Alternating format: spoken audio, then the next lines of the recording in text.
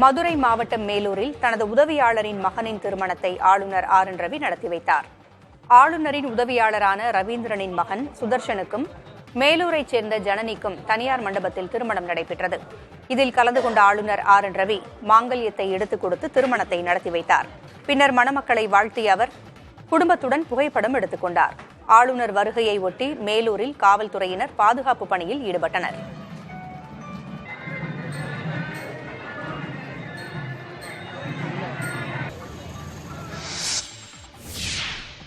குவைத்தில் ஏற்பட்ட தீ விபத்தில் உயிரிழந்த தொழிலாளியின் குடும்பத்தினருக்கு நாடாளுமன்ற உறுப்பினர் கனிமொழி நிவாரணத் தொகையை வழங்கினார்.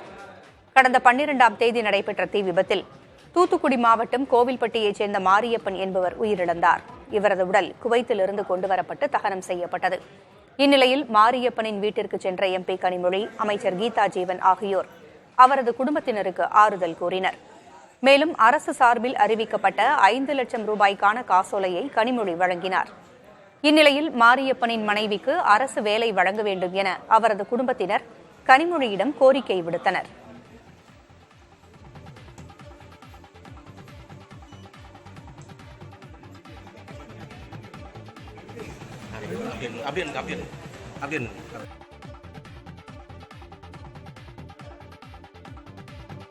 அமைச்சர் மனோ தங்கராஜின் சகோதரர் அடியாட்கள் உதவியோடு பார் உரிமையாளர் ஒருவரை கடத்தி வைத்து மிரட்டுவது போன்ற ஆடியோ வெளியான நிலையில் புகார் மீது நடவடிக்கை எடுக்கப்பட்டுள்ளதாக அமைச்சர் மனோ தங்கராஜ் விளக்கம் அளித்துள்ளார்.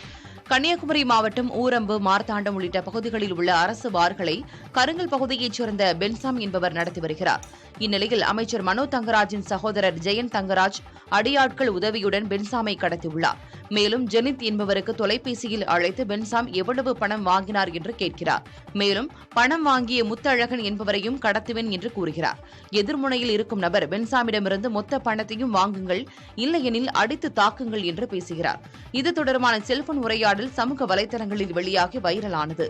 இதனிடையே முத்தழகன் என்பவர் அமைச்சர் மனோ தங்கராஜின் சகோதரரால் தனது உயிருக்கு ஆபத்து என மார்த்தாண்டம் காவல்துறையில் புகார் அளித்திருக்கிறார்.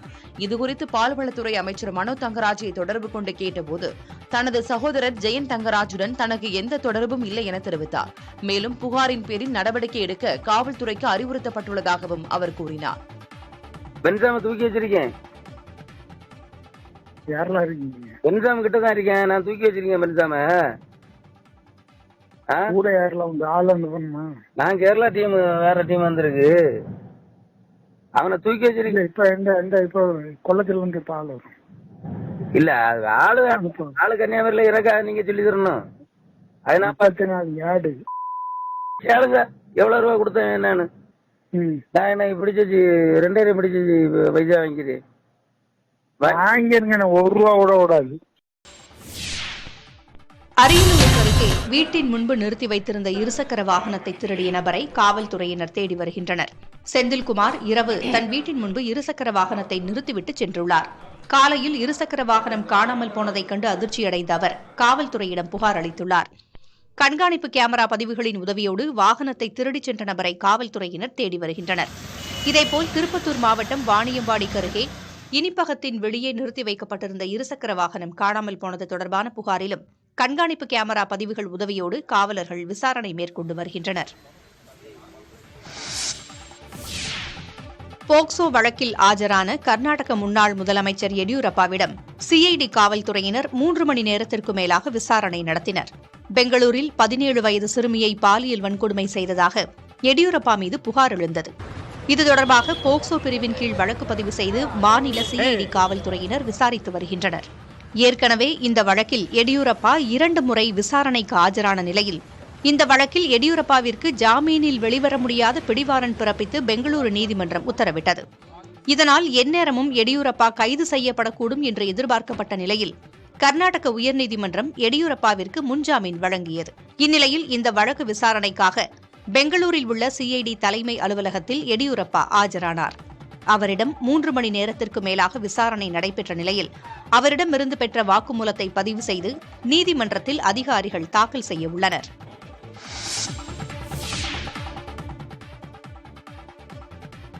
ஈக்வடாரில் ஏற்பட்ட நிலச்சரிவில் 6 பேர் உயிரிழந்துள்ளனர். 30க்கும் மேற்பட்டோரை காணவில்லை என்று தகவல்கள் வெளியாகியுள்ளன. ஈக்வடாரில் உள்ள பனோஸ் டி அகுவா சாண்டா நகரில் ஏற்பட்ட கடுமையான நிலச்சரிவில் பலர் சிக்கியுள்ளதாக கூறப்படுகிறது. இதையடுத்து அங்கு மீட்புப் பணிகள் தீவிரப்படுத்தப்பட்டுள்ளன. இந்த நிலச்சரிவில் காணாமல் போனதாக கூறப்படும் 30க்கும் மேற்பட்டோரை தேடும் பணியும் தீவிரப்படுத்தப்பட்டுள்ளது. நிலச்சரிவால் சேதமடைந்த சாலையை சீரமைக்கும் பணியில் ஜேசிபி வாகனம் ஈடுபட்டிருந்த போது ஆறு போல் சேறு வழிந்தோடும் காட்சியையும் காண முடிகிறது.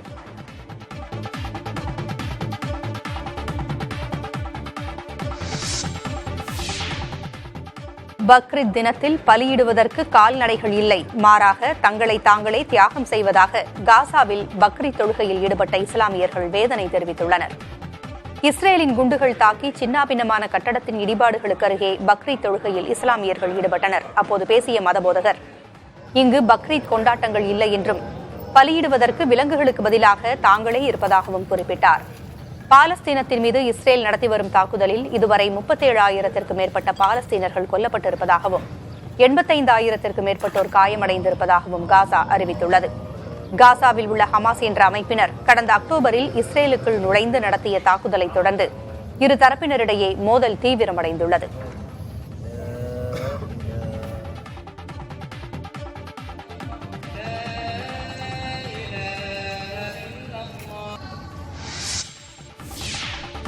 பிரேசிலில் தனிநபர் பயன்பாட்டிற்கு போதைப் பொருள் வைத்திருப்பதை சட்டப்பூர்வமாக்க வலியுறுத்தி ஏராளமானோர் போராட்டத்தில் ஈடுபட்டுள்ளனர். பிரேசிலில் போதைப் பொருள் வைத்திருப்பதே குற்றம் என்றும் அவர்களுக்கு தண்டனை வழங்கும் வகையிலும் சட்ட திருத்தம் செய்ய அந்நாட்டு அரசு முயற்சி செய்து வருகிறது. தனிநபர் பயன்பாட்டிற்கு சிறிதளவு போதைப் பொருள் வைத்திருப்பது குற்றமில்லை என்பது தொடர்பான வழக்கு அந்நாட்டு உச்சநீதிமன்றத்தில் விசாரணையில் உள்ளது.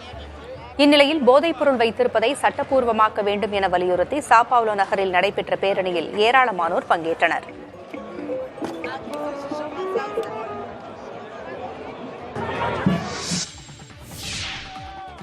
ரஷ்ய சிறை ஊழியர்களை பணைய கைதிகளாக பயங்கரவாதிகள் சிறைபிடித்த நிலையில் அவர்களை பாதுகாப்பு படையினர் அதிரடியாக மீட்டனர். ரஷ்யாவின் தெற்கு பகுதியில் உள்ள ரோஸ்டோவ் மாகாணத்தில் சிறைச்சாலை உள்ளது. இந்த சிறைச்சாலையில் ரஷ்யாவில் பயங்கரவாத தாக்குதல் நடத்திய ஐஎஸ் பயங்கரவாதிகள், குற்ற செயல்களில் ஈடுபட்ட குற்றவாளிகள், பல்வேறு வழக்குகளில் தொடர்புடைய பலர் அடைக்கப்பட்டுள்ளனர். இந்நிலையில் இந்த சிறைச்சாலையில் பணியில் இருந்த ஊழியர்களை பயங்கரவாத வழக்கில் சிறையில் உள்ள கைதிகள் சிறைப்பிடித்தனர். சிறை அறைகளை உடைத்துக் கொண்டு வளாகத்திற்குள் வந்த பயங்கரவாதிகள் மற்றும் பிற கைதிகள் சிறைத்துறை ஊழியர்களை பணைய கைதிகளாக பிடித்தனர். சிறையில் இருந்து வெளியேற ஏற்பாடு செய்தால் மட்டுமே பணைய கைதிகளை விடுவிப்போம் என்று பயங்கரவாதிகள் எச்சரித்தனர். இதையடுத்து சிறை அமைந்துள்ள பகுதிக்கு பாதுகாப்பு படையினர் விரைந்தனர். மேலும் சிறைக்குள் அதிரடியாக நுழைந்த பாதுகாப்பு படையினர் பயங்கரவாதிகள் மீது துப்பாக்கிச் சூடு நடத்தி சிறை ஊழியர்களை மீட்டனர். இதில் 6 பயங்கரவாதிகள் உயிரிழந்ததாக தகவல் வெளியாகியுள்ளது. ஆந்திர மாநிலம் திருப்பதி ஏழுமலையான் கோவிலில் நடிகர் அஜித் சாமி தரிசனம் செய்தார். குட் பேட் அக்லி திரைப்படத்தில் நடித்து வரும் நடிகர் அஜித் குமார் அதன் முதற்கட்ட படப்பிடிப்பை சமீபத்தில் நிறைவு செய்த நிலையில் ஏழுமலையான் கோயிலுக்கு அதிகாலையிலேயே வந்து சுப்ரபாத சேவையின் போது சாமி தரிசனம் செய்துள்ளார். வெள்ளை வேட்டி சட்டை அணிந்து வந்திருந்த நடிகர் அஜித்திற்கு ரங்கநாயக மண்டபத்தில் கோயில் நிர்வாகம் சார்பில் பிரசாதங்கள் வழங்கப்பட்டன. பின் கோயிலுக்கு வெளியே வந்த அஜித்தை கண்ட ஒரு ரசிகர் அவருக்கு ஏழுமலையானின் சிலை ஒன்றை நினைவு பரிசாக வழங்கி அவரோடு சேர்ந்து புகைப்படம் எடுத்துக் கொண்டார். இந்த புகைப்படங்கள் சமூக வலைதளங்களில் அவரது ரசிகர்களால் அதிகம் பகிரப்பட்டு வருகின்றன.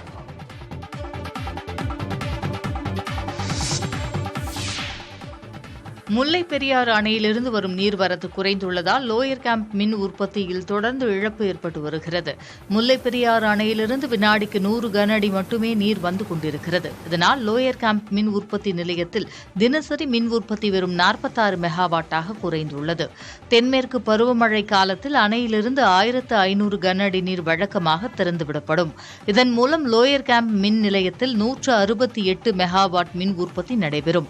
ஆனால் தற்போது தினசரி 122 மெகாவாட் மின் உற்பத்தி இழப்பு ஏற்பட்டுள்ளது. ரயில்வே அமைச்சகத்தை சுய விளம்பர மேடையாக மாற்றியுள்ளார் பிரதமர் நரேந்திர மோடி என காங்கிரஸ் கட்சித் தலைவர் மல்லிகார்ஜுன கார்கே விமர்சித்துள்ளார்.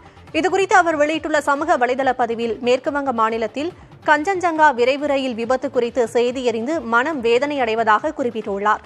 பாதிக்கப்பட்ட குடும்பங்களுக்கு தனது இரங்கலையும் ஆறுதலையும் கூறியுள்ள மல்லிகார்ஜுன கார்கே பாதிக்கப்பட்டவர்களுக்கு உடனடியாக முழுமையான இழப்பீடு வழங்க வேண்டும் என வலியுறுத்தியுள்ளார். கடந்த 10 ஆண்டுகளில் ரயில்வே துறையில் தவறான நிர்வாகத்தை மோடி அரசு மேற்கொண்டு வருவதாக குற்றம் சாட்டியுள்ள கார்கே, ரயில்வே துறையை கைவிட்டதற்காக மோடி அரசாங்கம் பொறுப்பேற்க வேண்டும் எனவும் வலியுறுத்தியுள்ளார்.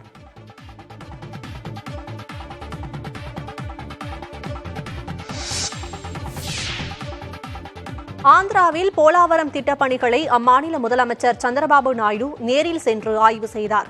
போலாவரம் பகுதிக்கு ஹெலிகாப்டரில் வந்திறங்கிய சந்திரபாபு நாயுடுவிடம் திட்டப்பணிகளின் தற்போதைய நிலை குறித்து அதிகாரிகள் விரிவாக விளக்கினர். எல்லூர் மாவட்டம் போலாவரம் பகுதியில் உள்ள கோதாவரி ஆற்றில் செயல்படுத்தப்பட்டு வரும் இந்த நீர்ப்பாசன திட்டத்தால் 4.3 லட்சம் ஹெக்டேர் நிலங்கள் பாசன வசதி பெறும் என தெரிவிக்கப்பட்டுள்ளது. கோவை மருதமலைக்கு அருகே அதிகாலையில் சாலையில் நடந்து சென்று கொண்டிருந்த முதியவரை யானை முட்டித் தள்ளிய சிசிடிவி காட்சிகள் வெளியாகியுள்ளன. லெபர்சி காலனி பகுதியில் சிவசுப்பிரமணியம் என்பவர் அதிகாலையில் நடந்து சென்று கொண்டிருந்துள்ளார். அப்போது வனப்பகுதியிலிருந்து வெளியேறி குடியிருப்பு பகுதியில் சுற்றித் திரிந்த காட்டு யானை சிவசுப்பிரமணியத்தை ஆக்ரோஷமாக துரத்தியது. அலறியடித்து ஓடிய அவரை யானை முட்டித் தள்ளிவிட்டு அங்கிருந்து சென்றது. இச்சம்பவத்தில் காயமடைந்த அவர் மருத்துவமனையில் சிகிச்சை பெற்று வருகிறார்.